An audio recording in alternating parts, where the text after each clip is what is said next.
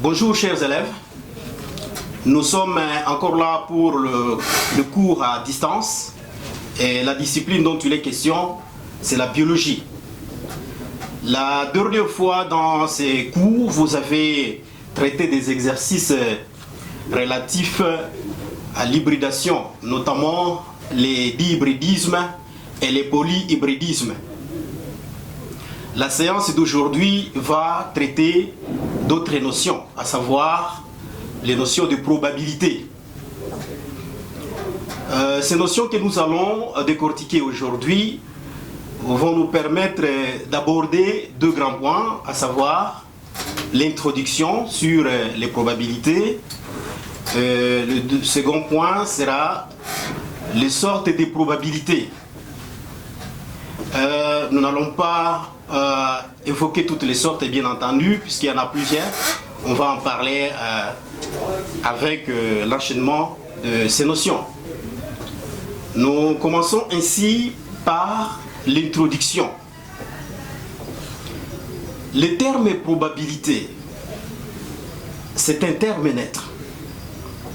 Il désigne la chance, il désigne le gain, il désigne ce que l'on cherche à obtenir. Ce terme probabilité rappelle aussi un autre terme qu'on appelle l'échec. L'échec ou le risque ou encore la perte. La perte de quoi? Le risque de quoi? La chance de quoi?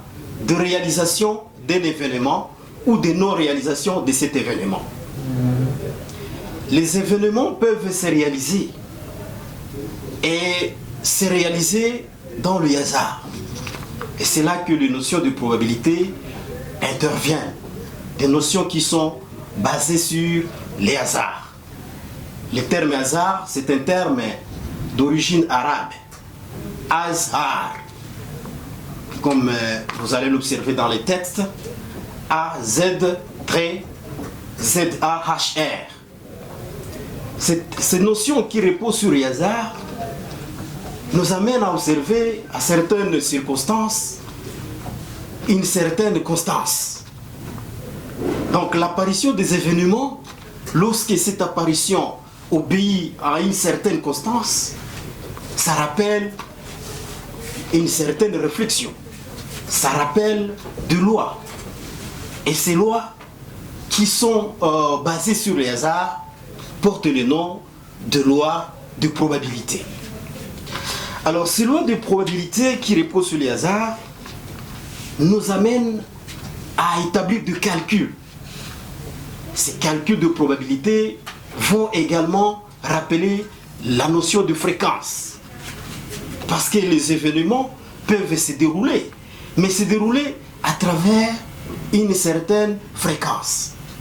La fréquence représente ici le nombre de fois qu'un événement se réalise par rapport au nombre de fois que cet événement était attendu. Alors, bien entendu, par rapport à ces notions, lorsqu'un expérimentateur doit expérimenter un événement, il lance une hypothèse. Mais s'agissant maintenant de fréquence, son hypothèse ne sera plus à la une. Ça va dépendre alors des différentes fréquences de l'événement aléatoire ou alors d'une fonction mathématique. Nous allons après ça retenir que les notions de probabilité, le calcul de probabilité doivent s'accompagner d'autres notions pour le rendre plus clair ou être plus élucidé, à savoir des notions d'analyse combinatoire. Ce sont des notions mathématiques. La probabilité, c'est une notion mathématique, bien qu'elle est utilisée dans plusieurs autres disciplines, dont la biologie, en génétique, dont par exemple en épidémiologie, et plusieurs autres disciplines peuvent faire recours à ces notions. Voilà pour ce qui concerne l'introduction de notre leçon d'aujourd'hui. Nous allons passer au second point. Le second point va concerner les sortes de probabilités. S'agissant des sortes, il y en a plusieurs sortes de probabilités. Il y a Nous allons les citer, les énumérer avant que nous puissions vous éclaircir de quelle sorte nous allons traiter aujourd'hui. Il y a de probabilité simple d'un événement, probabilité d'un événement. Il y a de probabilité composée. Il y a de la loi binomiale ou les alternatives répétées. Il y a même des notions de probabilité pour le cas de naissance. Il y a enfin de probabilités qui sont liées à l'hybridation. Pour aujourd'hui, l'occasion qui nous est offerte nous permet de traiter deux sortes. Il s'agit de probabilité d'un événement et nous allons terminer par la probabilité composée. Commençons par la première sorte, probabilité d'un événement E.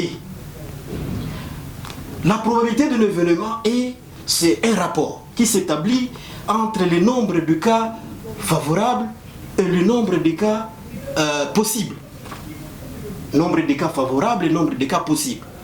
Cette probabilité est calculée par la relation PE, probabilité de l'événement E, égale à petit n sur grand N.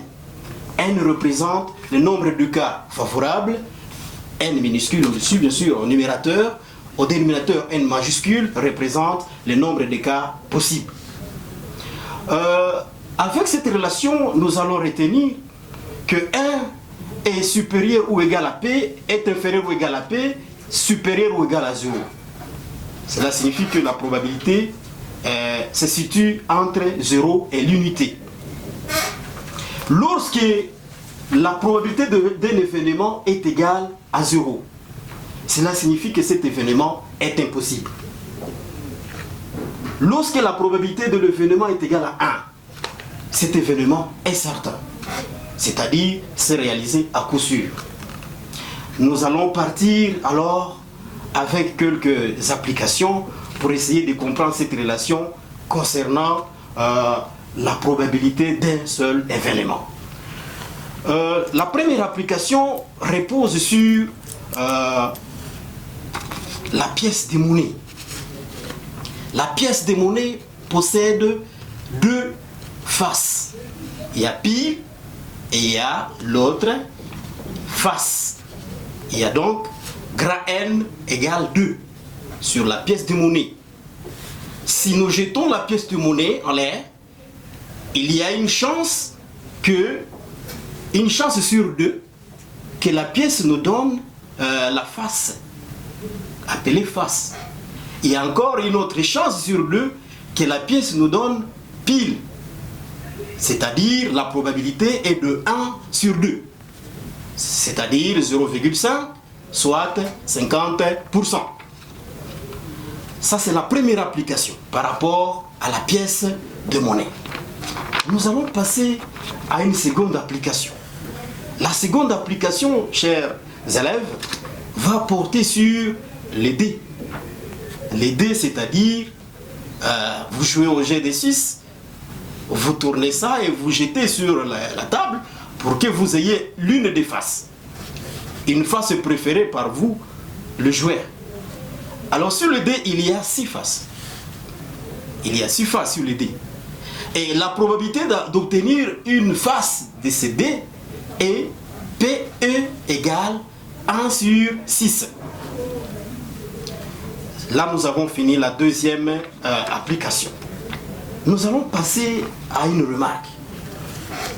Par rapport à ces notions de probabilité, nous évoquons ici, nous avons même parlé de cela déjà dans l'introduction, de la fréquence. La fréquence, le nombre de décès réalisés par rapport au nombre d'essais réalisés favorablement par rapport au nombre d'expériences réalisées. Cette fréquence, elle peut s'approcher à la probabilité lorsque le nombre d'essais est accru. Ça, c'est la première remarque. Et cette fréquence sera notée F égale petit n sur grand N. Et donc, cette relation, elle est presque égale à la même relation que nous avons étudiée pour la probabilité d'un événement. F égale petit n sur grand N. petit n représente toujours le nombre de cas favorables, les grands n représentent le nombre de cas possibles. Cette fréquence peut se calculer par rapport à plusieurs situations. Prenons vous les élèves. On peut calculer la fréquence de régularité ou la fréquence d'irrégularité d'un élève en classe. On va prendre pour la régularité le nombre de fois que cet élève se présentait en classe ou à l'école par rapport à une période donnée. Par exemple, par semaine, on peut déduire combien de fois tel élève a été présent par rapport au nombre de jours ouvrables la semaine. De même, on peut calculer l'irrégularité, le nombre de fois que cet élève a été absent à l'école par rapport au nombre de jours ouvrables. Voilà par rapport à cette remarque de fréquence. La deuxième remarque va reposer sur l'événement contraire. Nous avons calculé la probabilité d'un événement. C'est que c'est l'événement voulu, l'événement recherché.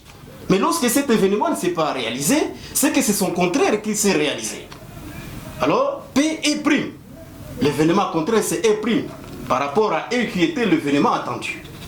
P et prime sera calculé par une autre relation. Grand N moins petit n sur grand N. Nous référons de l'expérience de l'application précédente pour la pièce d'une monnaie. Nous rappelons que grand N égale 2 et petit n égale 1. Et donc, si nous calculons l'événement contraire, si nous nous attendions à se réaliser. Deuxième application, nous référons à la deuxième application, le jeu des dés. Nous avons observé que nous avons une chance sur 6 qu'une face du dé apparaît. L'événement contraire de cette expérience nous permet de calculer P et 2.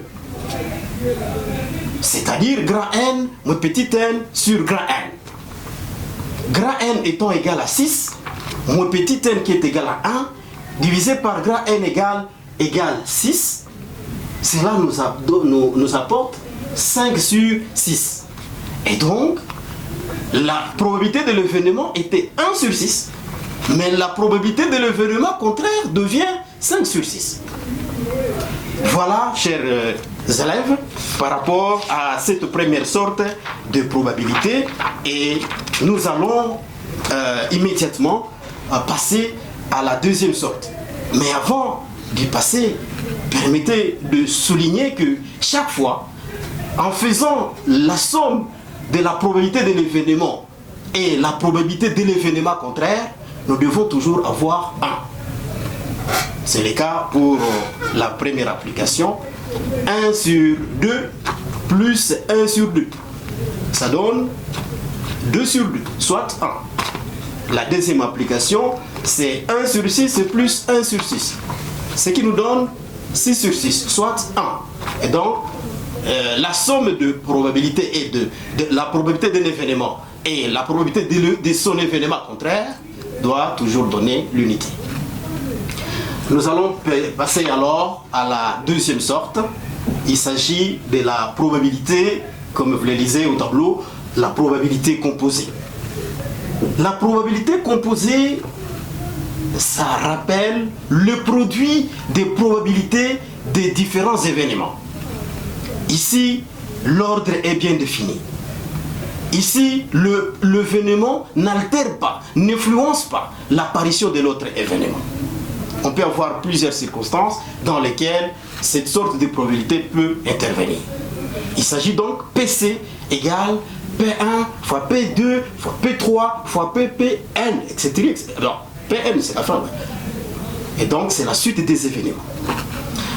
Avec cette probabilité, nous allons traiter cette application. Nous allons toujours traiter l'application de pièces de monnaie ou alors du dé. Ici, on dit l'application, on jette un dé 2 fois de suite. Quelle sera la probabilité d'obtenir d'abord les chiffres 2, puis les chiffres 3? 2 fois de suite, on jette un dé. Première fois, deuxième fois, sur la table bien entendu. Alors, quelle est la probabilité d'obtenir pour le premier jet le chiffre 2 Et pour le second, j'ai le chiffre 3. Bien entendu, nous allons calculer chaque événement, la probabilité de chaque événement. Le premier événement, c'est la face 2, ou le chiffre 2. La probabilité de cette face est de 1 sur 6. Par contre, la probabilité de la deuxième face, c'est le chiffre 3. C'est également 1 sur 3. Une face sur 3. Je m'excuse. Une face sur 6. C'est une face sur 6. Ce qui signifie que la probabilité composée sera 1 sur 6 multiplié par 1 sur 6. Selon ce qui est noté même dans le résumé ci-après. Et donc, l'événement 1 représente la face 2. L'événement 2 représente la face 3. Grand N égale 6, petit n égale 1. La probabilité pour la face 2, c'est de 1 sur 6. La probabilité pour la face 3, c'est de 1 sur 6. Alors la probabilité composée, c'est de calculer PC égale 1 sur 6 multiplié par 1 sur 6. Ce qui nous donne 1 sur 36, soit 0,027, soit 2,7%. Nous allons clôturer notre séance d'aujourd'hui en traitant deux questions d'application. Nous allons les lire pour vous et nous allons passer à leur résolution. La première question. Définissez et expliquez les termes. Probabilité, chance, hasard, loi de probabilité, fréquence d'un événement. Cette question retrouve des solutions au niveau de l'introduction de notre cours d'aujourd'hui. On a défini les termes probabilité, chance, voilà. Et donc nous allons faire recours à ces notions théoriques pour comprendre cette première question. La deuxième question d'application, elle est libellée de cette manière. Démontrer par un raisonnement la chance de naître garçon ou fille. Par un raisonnement, vous devez montrer la chance de naître garçon ou fille.